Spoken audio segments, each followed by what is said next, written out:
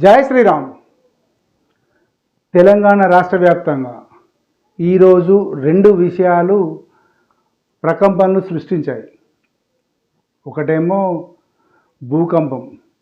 దాదాపుగా తెలంగాణ ప్రజలకు ఇది కొంత అంటే ముఖ్యంగా ఉత్తర తెలంగాణ ప్రజలకు ఇప్పుడు ఈరోజు వచ్చింది దాదాపుగా ఉత్తర తెలంగాణ ప్రాంతమే కాబట్టి ఉత్తర తెలంగాణ ప్రాంతం లోపల దీని యొక్క భూకంపం యొక్క తీవ్రతలు కానీ భూకంప సంఘటనలు చాలా తక్కువ.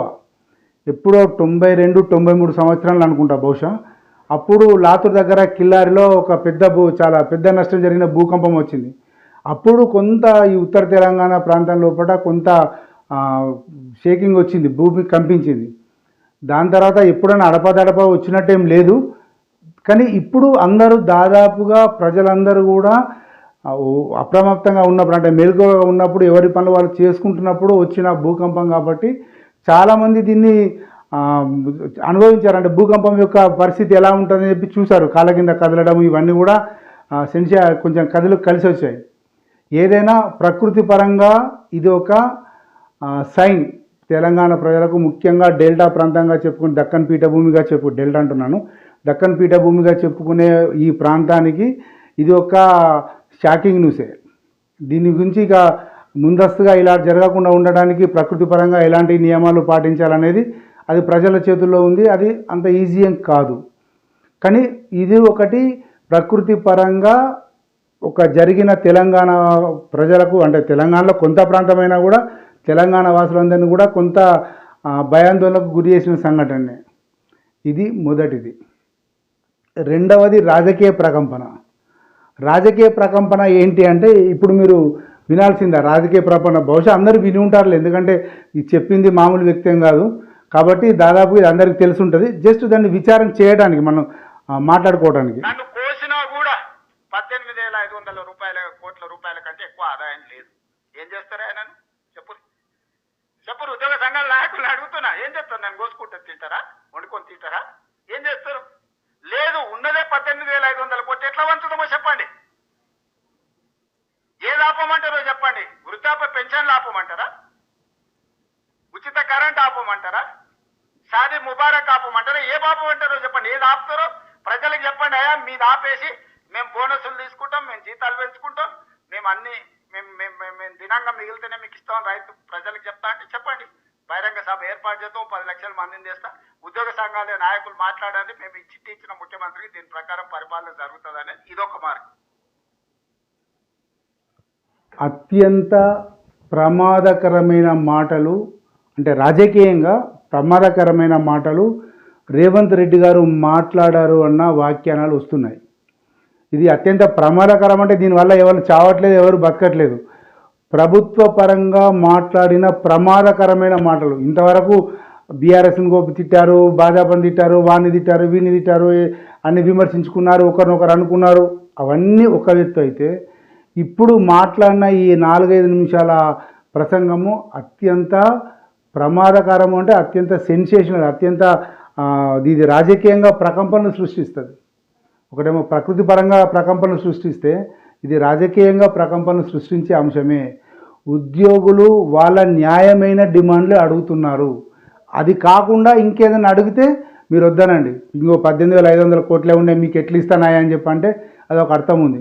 వాళ్ళు అడిగేది న్యాయమైన డిమాండే కదా, ప్రభుత్వం తీర్చాల్సిందే కదా. పోనీ ఇన్ని మాటలు మాట్లాడుతున్నారు, ఇంత చేస్తున్నారు. కాంగ్రెస్ ప్రభుత్వం ఒక సెషన్ పెట్టేసి ఆ సెషన్ లోపల ఒక్కొక్కరికి 3 లక్షలు 5 లక్షల జీతాలు తీసుకుంటారు కదా నెలకు. ఎంతనో దేశం లోపల ఏ వాళ్ళకు లేనంత గొప్పగా జీతాలు తీసుకుంటారు ఎమ్మెల్యేలు ఎమ్మెల్సీలు అందరూ. అవన్నీ కట్ చేసేసి ఓ 50,000 తీసుకోండి. అది వీలవుద్దా? అది తగ్గించడమే కదా. ఇది తగ్గించే అవకాశం ఉంది కదా. ఉద్యోగ సంఘాన్ని స్టేజ్ మీదకి పిలిచి 10 లక్షల మందిని జమ చేసి అరే ఇట్లా అని చెప్పి మీరు ఏ తగ్గించమంటారు చెప్పురి అని అనడం కంటే ముందు మీరు స్టార్ట్ చేయండి కదా. ఫస్ట్ సీఎం నుంచి స్టార్ట్ కానీ అప్పుడు అర్థమవుతుంది. లేదా ఇంకా వేరే రకంగా స్టార్ట్ చేయండి. ఇదేందుకు? ఇది ఇబ్బందికరంగా ఉంది. షాదీ ముబారక్, వృద్ధాప్య పింఛన్లు, కరెంటు ఇవన్నీ కూడా మీరు తీసుకొచ్చినయే. ఇవి కొత్తగా ఎవరు తీసుకొచ్చింది కాదు. ఉచిత కరెంట్ అనేది మీ మేనిఫెస్టోలో పెట్టిందే కదా. మీకు అన్నీ తెలిసే మీరు పెట్టినారు కదా. ఈ మేనిఫెస్టోలో మహిళలకు ఉచిత బస్సు ప్రయాణం అనేది మీరు పెట్టిందే కదా, మీ మేనిఫెస్టోలో పెట్టిందే కదా. అంటే మరి అట్లాంటప్పుడు ఉద్యోగులకు ఎలాంటి డెవలప్మెంట్ చేయమని చెప్పి కూడా మేనిఫెస్టోలో పెట్టాల్సింది కదా.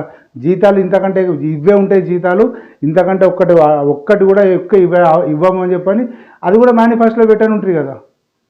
అంటే ఇక్కడ అధికారం వచ్చిన తర్వాత ఒక రకమైన మాట, అధికారం అందలం ఎక్కిన తర్వాత ఇంకో రకమైన మాట మాట్లాడుతున్నారు రేవంత్ రెడ్డి గారు అన్న అపవాదు మీరు మూట కట్టేసుకున్నారు. అయిపోయింది ఆల్రెడీగా జనం లోపల దీని గురించి, ఉద్యోగుల లోపల దీని మీద టాక్ స్టార్ట్ అయింది. ఆల్రెడీగా ఇది వైరల్ అవుతూనే ఉన్నది. ఆ వైరల్ అవుతున్న దాన్ని నేను తెలంగాణ సామ్నా ద్వారా కొంత చూపెట్టగలుగుతున్నానేమో తప్పితే నిజంగా ఇది కాంగ్రెస్కు అత్యంత క్లిష్టమైన పరిస్థితి. వీటిని సరిదిద్దుకోవడం అంత ఈజీ కాదు. అంటే ఈ అన్న మాటల్ని, ఎందుకంటే ఇంకో 2 రోజుల లోపల ఆర్టీసీ సమ్మె ఉంది. ఆర్టీసీ సమ్మె వాళ్ళు నోటీస్ ఇచ్చారు. మళ్ళీ అందులో కూడా ఒక కిరికిరి పెట్టిండ్రు.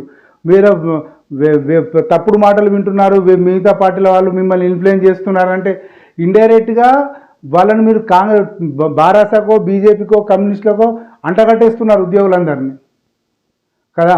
దాని అర్థం అంతే కదా. వాళ్ళు చెప్పినట్టు మీరు వింటున్నారు అంటే వాళ్ళు మిమ్మల్ని ఇన్ఫ్లుయెన్స్ చేస్తున్నారు. కాబట్టి మీరు అందరూ వాళ్ళ మనుషులే, నా మనుషులు ఎవరు లేరు, అంతా పోయింది, ఇంకేం లేదు నా దగ్గర, ఆర్టీసీ కార్మికులు నా దగ్గర లేనంత తక్కువగా మాట్లాడుకున్నారు. మీ స్థాయిని మించి తక్కువ మాట్లాడారు. రాజకీయ ఈ ఉద్యోగ సంఘాల యొక్క సమస్యను రాజకీయంగా చూడాల్సిన అంశం కాదు అది. వారు అడిగిన డిమాండ్లు కరెక్ట్ అవునా కాదా ఆలోచించాలా. కరెక్ట్ అయితే ఇచ్చేయాలా.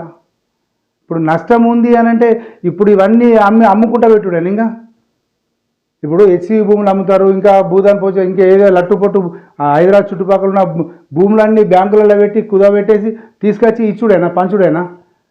ఇదేనా డెవలప్మెంట్ అంటే? మరి అటు ఇది ఈ ప్రశ్నకు సమానం కావాలా? జనం అడుగుతున్నారు కదా ఈ ప్రశ్నకు. కాబట్టి ఏ రకంగా చూసినా కాంగ్రెస్కు ఇక్కడ నుండి ఈ ఈ సంఘటన జరిగిన తర్వాత లేదా ఆర్టీసీ సమ్మె ప్రారంభమైన తర్వాత ఖచ్చితంగా ఏదో ఒక స్టెప్ లోపల వీళ్ళకు కొంత గడ్డు కాలం వచ్చే పరిస్థితి ఉంది. కాంగ్రెస్ ప్రభుత్వానికి, ముఖ్యంగా రేవంత్ రెడ్డి గారి ప్రభుత్వానికి రాజకీయంగా కొంత గడ్డు పరిస్థితి వచ్చే పరిస్థితి ఉందని రాజకీయ నాయకులు, రాజకీయ విశ్లేషకులు అంచనా వేస్తున్నారు. అది జరుగుతుంది, అలాంటి వాతావరణమే కనిపిస్తుందని చాలామంది అంటున్నారు కూడా. ఇక ఎలా జరుగుతుంది ఏంటి, ఈ రెండు, ఒకటి ప్రకృతి పరంగా జరిగిన ప్రకంపన, ఒకటి రాజకీయ పరంగా జరుగుతున్న ప్రకంపనలను ప్రజలు ఎలా రిసీవ్ చేసుకుంటారో చూడాల్సిందే మరి. జై శ్రీరామ్.